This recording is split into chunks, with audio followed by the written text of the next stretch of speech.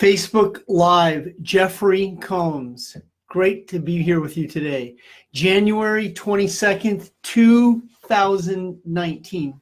Now, this live is being recorded and will be put on Facebook immediately after the call, but it's also being recorded for Podomatic and is available on podcast on my website, www.goldenmastermind.com. Great content for you today. Few quick announcements. Content today is based on identifying toxic relationships, and then skills on learning how to be in the moment, be in the present, how to neutralize some of those feelings about those relationships that allow you to not get caught up in conflict, validating, justifying, and explaining yourself. Few announcements as we move into the Facebook Live today. These are a few events where I will be speaking live. Now this year, I'm going to be taking more time off than I've ever taken off in my life when it comes to travel, but I still will speak about 35 times a year. I'm 84,000 miles away from being a 2 million mile flyer with United, which will make me a platinum. So that's a very big status symbol for me. So I'll be flying around the United States. Here are some of the places that I will be speaking this year. This Saturday, I will be in Tarrytown, New York. Now that will be a fabulous event that is in the White Plains area. It's right across near the Tappan Zee Bridge. I've spoken that area numerous times. I love the clientele who attends that event. So that is this Saturday, Tarrytown, New York. That is January 26th, ending January on the East Coast. And I'm going to bring some warm weather with me because I'm here in beautiful Stockton, California, where it is beautiful today. I was in Carmel Saturday, Carmel by the sea. If you've never been there, it's like being in little Europe. February 2nd, I will be in Chicago, another one of my all-time favorite cities, great restaurant and entertainment city. February 9th, I'll be in Ponte Vedra, Florida. Now that is a private event. So February 16th, one of my hometowns, Kansas City, Missouri. Kaylin Hobbs has hosted me many, many times there. Looking forward to that. And March 2nd, once again, my deep, deep gratitude for Diane Hunt for hosting me in Saddlebrook, New Jersey. March 2nd, I will be in Dulles for the first time. That is Washington, D.C. area. Now, I have spoken in Baltimore numerous times. Deborah Roeder is going to host me at the Dulles Airport. That is outside of Washington, D.C. I spoke in Tyson's Corner once upon a time about 20 years ago, but this will be my first time speaking physically in the D.C., Virginia area. That is March 9th. Spartanburg, South Carolina, March 16th. My very good, exceptional friend, Bridget Bartley, is hosting that event. Las Vegas, Nevada, Mindy Shaw, first time event promoter for me. That'll be fantastic. I'll get to dine at one of my favorite restaurants, Sinatra's, on Friday night, the 22nd. April 20th, I'll be in Portsmouth, New Hampshire with Abby O'Neill, rock star client, friend, and producer. And then April 27th, this is really exciting news for me.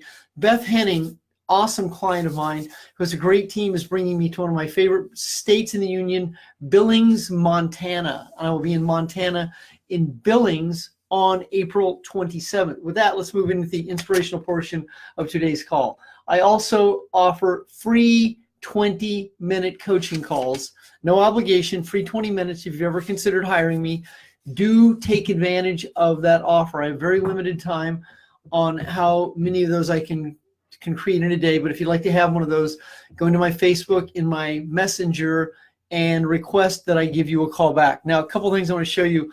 I have a very extensive book collection. If you ever come to my house, I have custom bookcases, and I have many rare old vintage books. Here's a very old copy of Think and Grow Rich. This is a 1955 mint condition copy of Think and Grow Rich. So that's something that is interesting for you. Now here's something that's really interesting. Last night I was in my library looking at some of my older books, and look at this book, Familiar Quotations. Look how thick this book is, very, very old. I opened the book, and what do we have here? A book where you keep your 38 special, your $10,000 you've hidden, your jewelry, your passport. That is very cool. I forgot I bought that book in a rare and antique bookstore about 20 years ago, and I came across it last night. I thought you'd get a little kick out of seeing that. That's a factory-made, hollowed-out book. That is not some skill I learned by working with my Italian friends back in my early 20s. That is an original book made specifically with a hidden compartment in it called Familiar Quotations. With that, we're going to move into the inspirational portion of today's call. And today's call is on really understanding how to identify, how to separate your feelings, how to let go of people who are toxic in your life. Now, this is not the yeah, but call. Yeah, but you don't understand my situation.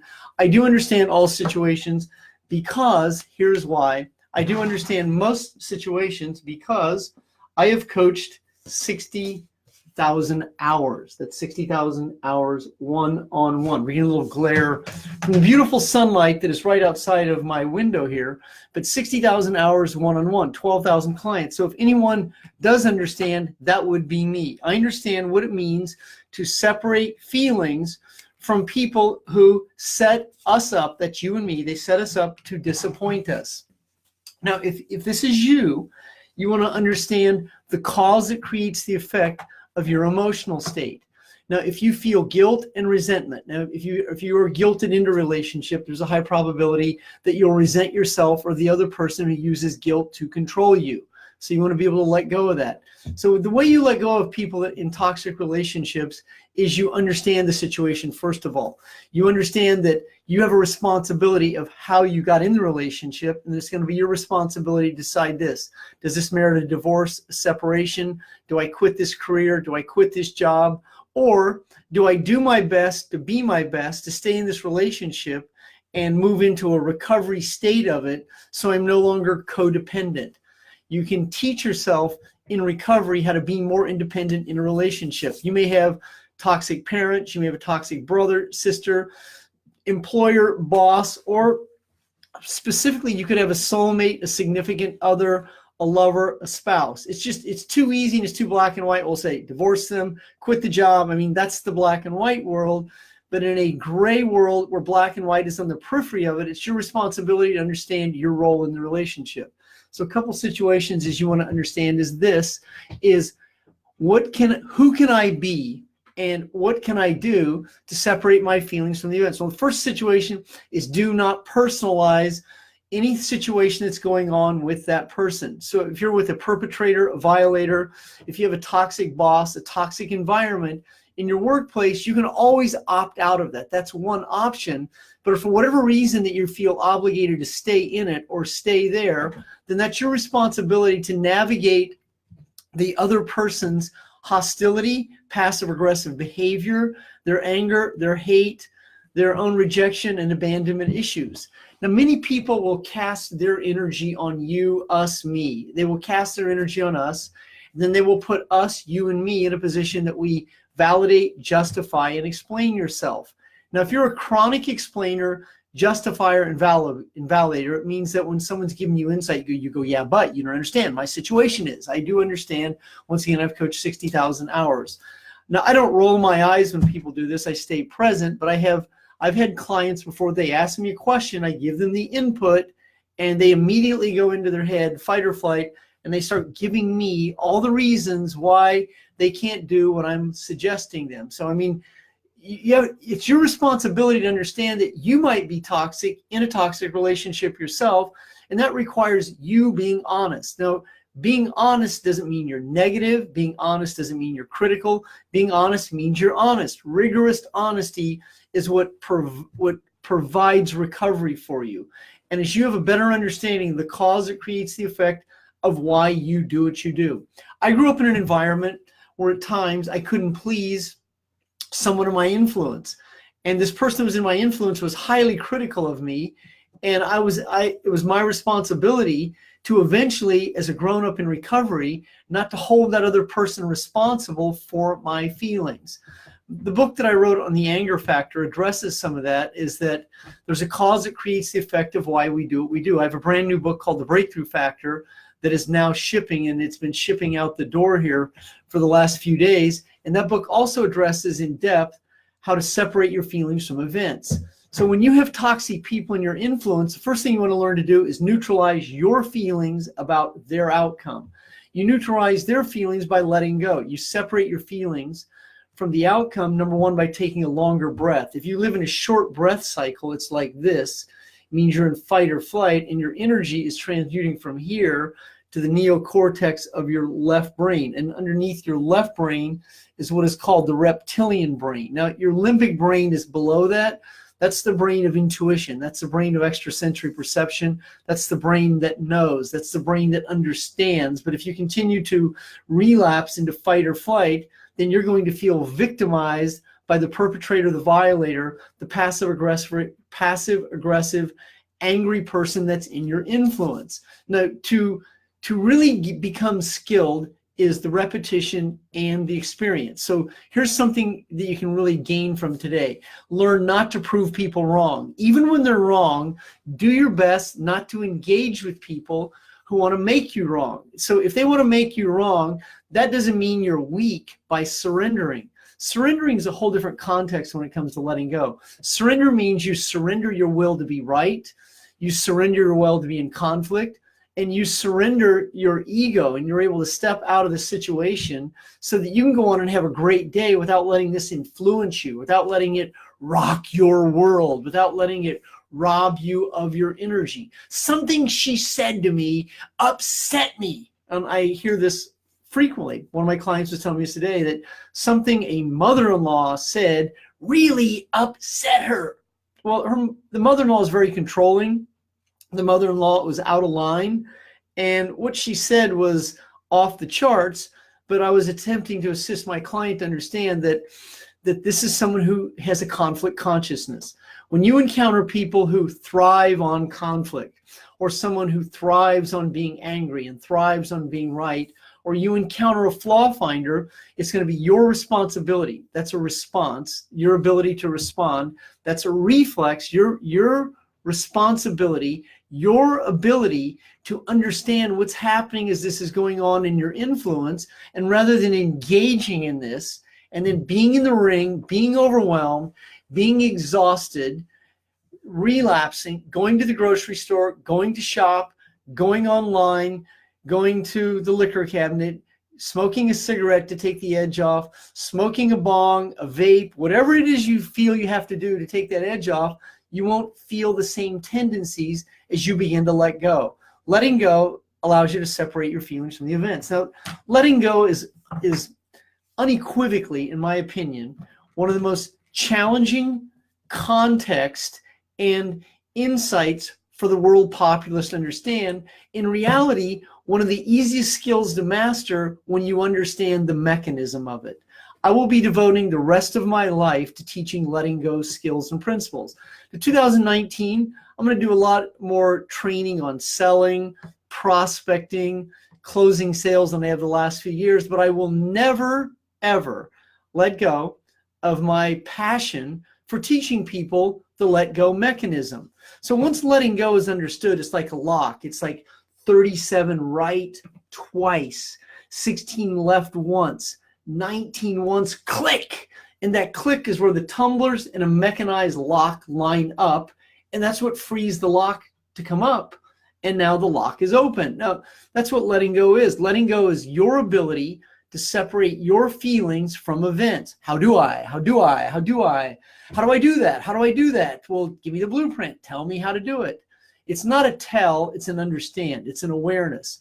And as you become aware and understand that letting go is an emotional experience, it's non-physical, it's not linear, it's not a how do I, and it's not like Nike says, just do it. The context of letting go is an understanding and awareness. You're able to see, sense, and feel what's happening as it's happening, rather than relapsing back into a familiar state of anxiety, fear, and doubt, anger, hate, resentment, guilt, shame, abandonment, rejection, overwhelmed feelings, grief, and apathy. Rather than succumbing to those feelings, which are unconscious, subconscious, repressed, and suppressed, in awareness, you sense, feel, and know it. You feel you're at the edge, you take a deep breath, you ground yourself, you bring your back in the present, and you're able to see what's happening for what it is. And you do not relapse. You do not require relapsing. It has no value. You don't require being critical of yourself. It has no value. You don't require judgment of self or others. No value. You're able to be present. You're able to acknowledge what's happening as it's happening. You're able to stay in your body in an emotional place called consciousness. It means you understand, you're aware.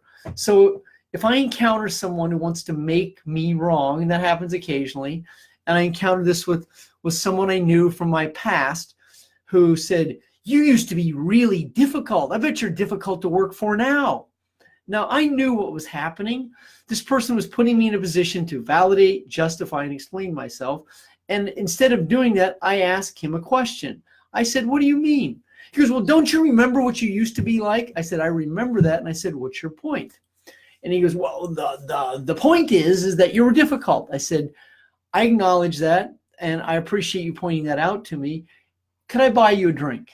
So he goes, a Budweiser.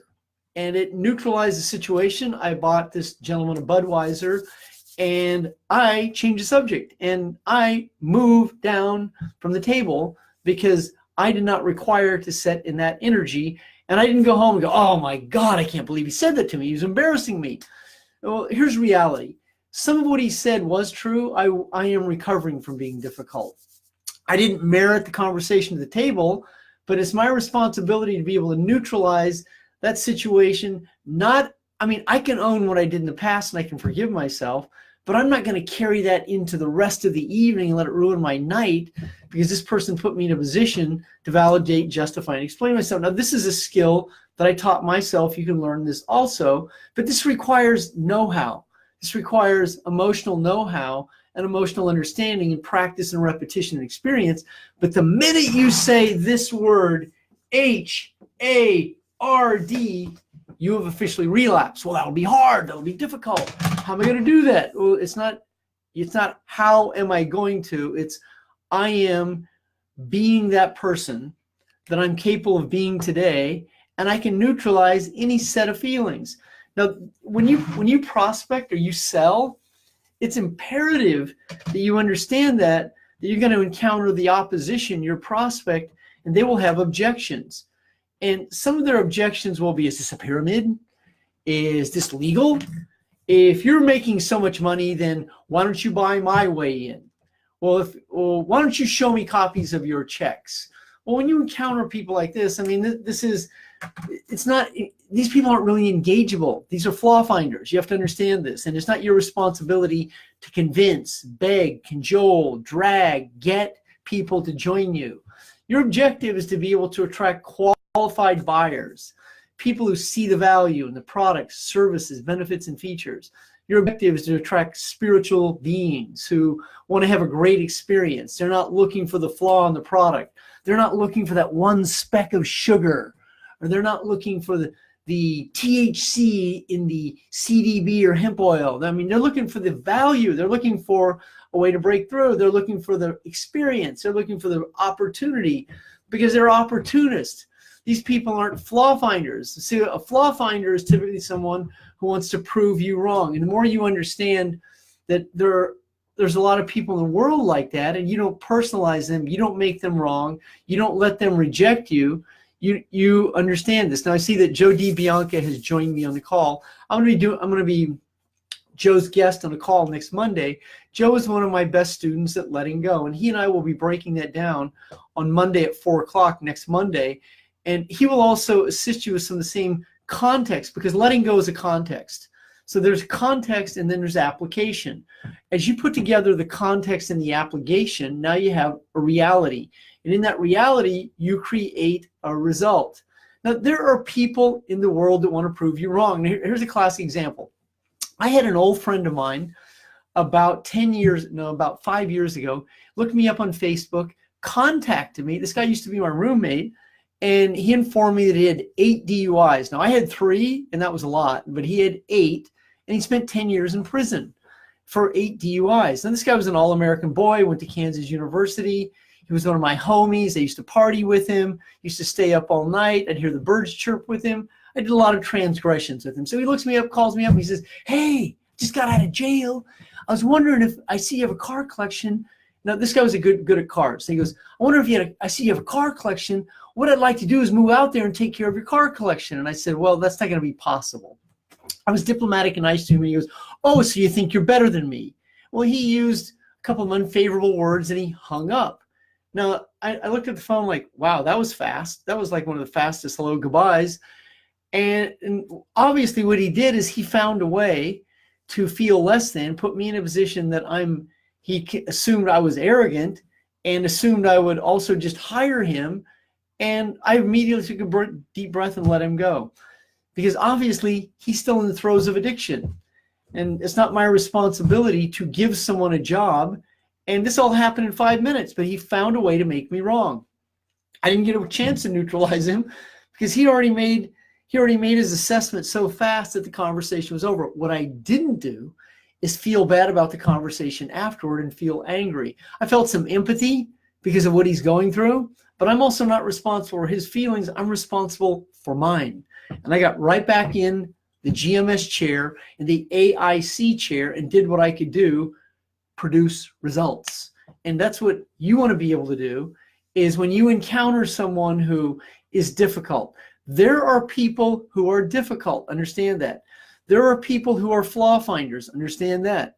There are people who are skeptical, understand that.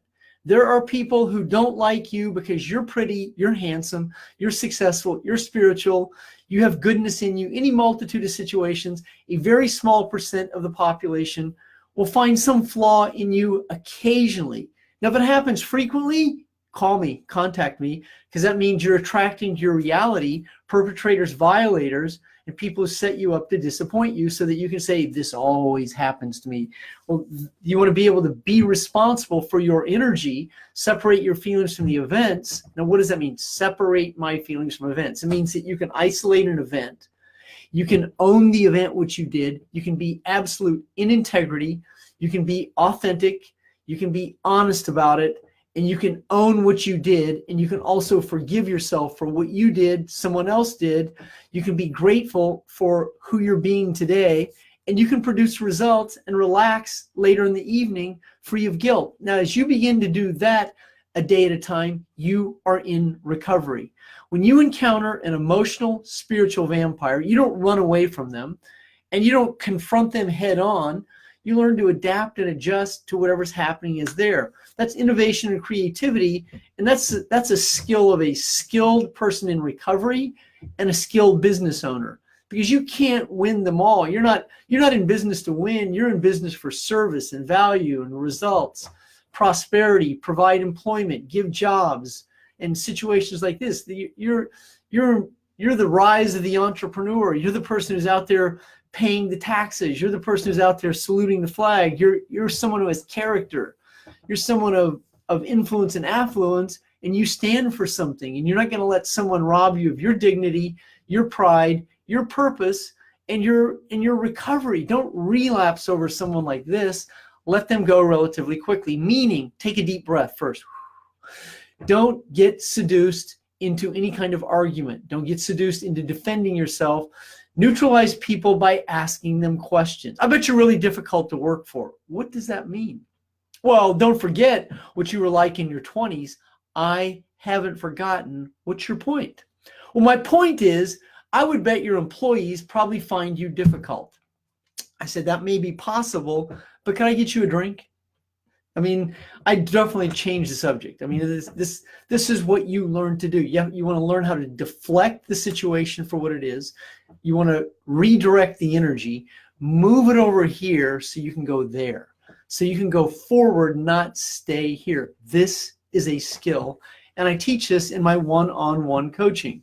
So if you were looking for that skill, you can contact me after, during this Facebook Live. I will get back to you in a relatively short period of time and assist you in learning how to neutralize toxic, spiritual, emotional vampires. But what if it's your spouse? Well, that's a whole other situation. That means that requires you to evaluate where you are in the relationship. And if you're going to stay in that relationship, then you want to do your best to neutralize your feelings about someone else's feelings. And if you love this person, well, that means that you want to start to love yourself also, because it's going to require some self-love to be able to address this situation. Running from a problem is never the solution. Being able to face yourself and where you are in the problem and then living the solution of the problem is what will allow you to liberate yourself from the situation. And if you do require quitting a job, leaving a job, I mean, remember this, no matter where you are in life, you always have options. No matter where you are, there's always a solution. No matter where you are, you can create a result. So I'm looking at some of my good friends here online. Lisa Pazanza, hello. Gerardo, I'll be in Chicago in a couple of weeks. Hi, Melody, how are you? Joshua, Kimberly, Dominique, some of you I'm saying hello to you. So I want to thank you for being on the Facebook Live today. Now, every Tuesday for 2019, I'll be conducting this Facebook Live. I'll be having a few guests throughout the course of the year. It's at 4 o'clock. We do record this. Right here's the microphone. I do record this. This goes on Podomatic the following day. My newest book, The Breakthrough Factor, is available on the website, goldenmastermind.com, and we're shipping that out for $25.90 in the United States. $20 for the book, $5.90 for shipping. And Richard Colfers, I want to say, is doing a fantastic effort in receiving the order and getting it out the first day. Now, today is Tuesday. For those of you who ordered over the weekend, your books officially went out. Do me a favor, read that book and give me some level of testimony on it. It is my finest hour. Nicole Sundberg, Hawkinson, hello. Frank, good to see you. David Lipka, Rick, I see you. Emily. And a lot of, who else is there? Quinn, Curtis, good to see you. Good people, great people. So as you're out there this afternoon, you encounter any hostility, someone cuts you off in traffic, do your best while being your best not to take it personal.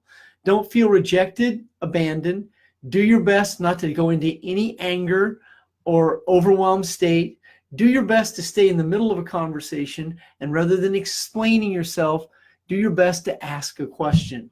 Asking a question can assist you to deflect the energy directed at you. That is one key skill. So, and also let go of any guilt associated with this situation so you're not on the back end of it. That is called resentment. Hi, Amy Gilbert. Looking forward to seeing you. Denise, thank you for all of your great quotes. That's Denise Penberthy Pulse, or thank you for all your great likes, etc. So looking forward to a great 2000. Alicia, good to see you. Alicia, good. Alicia just hired me. So I want to thank all of you for being on today's Facebook Live. I want you to know, love my clients, love the event. So looking forward to seeing everyone. Have a great afternoon.